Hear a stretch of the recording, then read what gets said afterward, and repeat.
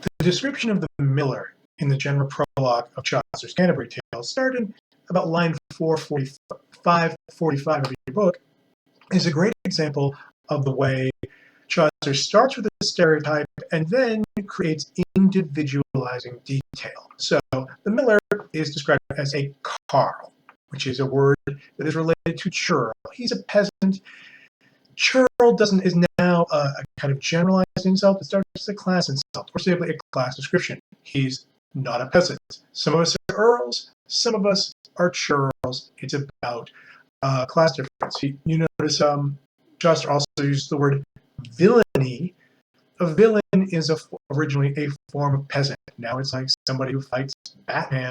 Originally, it means somebody who grows food and doesn't have his full set of legal, economic, human rights. But I don't want to be a villain. To be a villain is to behave like the lower classes. The General Prologue and the rest of the Canterbury Tales believe in the class system, and the miller is representative of his class. He's a carle, he's a peasant, he's big, he's huge.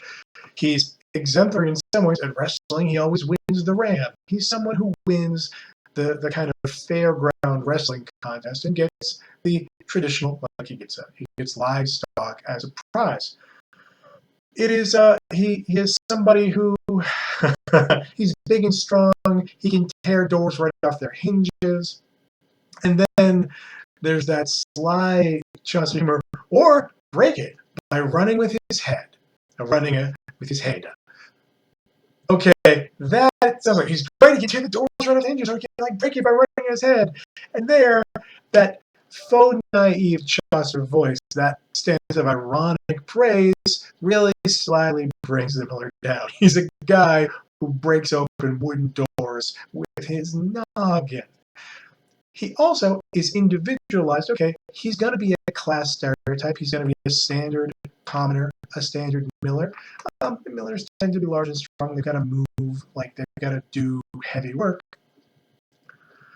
But then look at that wart on his nostril. On the right cup of his nostril, we get his nostrils. They're big and black and weed. The big, black, wide nostrils. He's got a mouth big as a furnace. We really are not we're not interested in making the miller look elegant. He's inelegant. He is just what you expect from the lower classes. Yeah, and if that sounds like there's some snobbery involved here, there is. Is Chaucer a snob by the standards of his time? Not really. And in some of what we'll hear in The Wife of Bath's Tale, he argues against certain aspects of the class system, but he also believes in the class system like the rest of his historical era does. So the miller is a miller kind of guy, a commoner kind of guy. But then he's got that wart, not just on his nose, on the right cup of his nose. And then it has 3 hairs on it. Exactly 3. So we're really seeing this miller in detail. How is this miller different from all other millers? He's the one with the wart on the right cup of his nose with the 3 hairs coming off it, red as a sow's ears, as a sow's ears.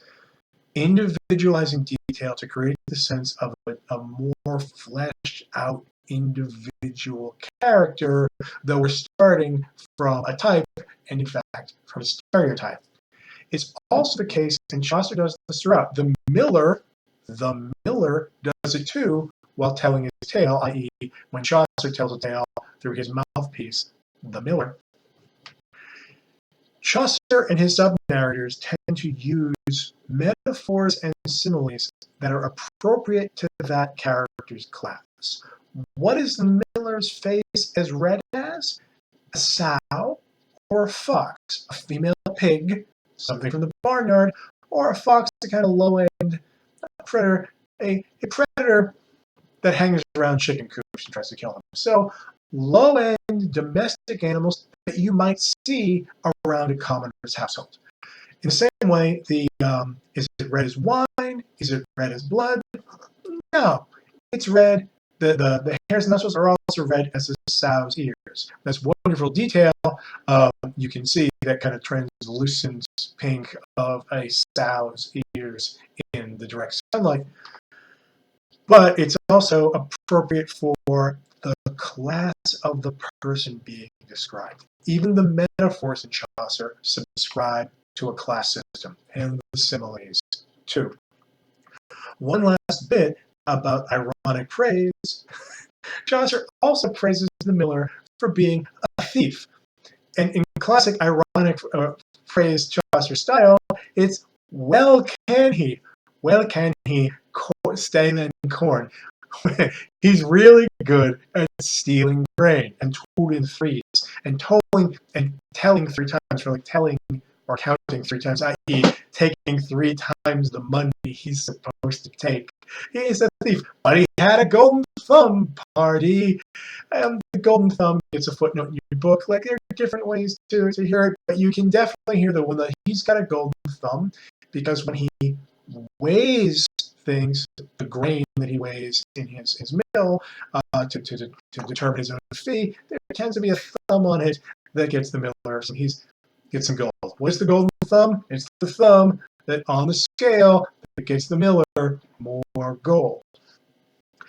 These are by nobody's standards good qualities. He's a thief, he's a cheat, he takes more money than he deserves, he steals your grain that you paid him to mill for you. That doesn't sound great. Chaucer's typical approach is to say it like it's great. Oh my God, and then he's really great. He's like really good at stealing gold. Like, yeah, like, oh yeah, it's like, Chaucer, like, yeah, man, I met this guy. He's fabulous. He found all this cool stuff off the back of trucks. He's amazing. Yeah, man, he's got this car he bought with like somebody else's social security number. He's really got it, man. He's terrific. This irony, instead of Chaucer saying, oh, he was a thief and terrible, but he's a good guy, but a thief, he says, oh yeah, he's a thief and he's great, and he lets you do the work. Irony is a form of complicity between the author and the reader. He has one meaning that's on the surface. Isn't it great? He lets you hear the second meaning. Hey, man, that doesn't sound so great. You know it. Chaucer, the author, knows it, even if Chaucer, the narrator, pretends not to. And yeah, that means there's a difference between, the irony creates a distinction between the character Chaucer, who's on this trip telling us the story, and the author Chaucer, who is shivving his fellow pilgrims on the regular. That means we need a whole other video about Chaucer's irony, which has not only 2, but I would argue 3 layers, and the great example are the nun and the monk.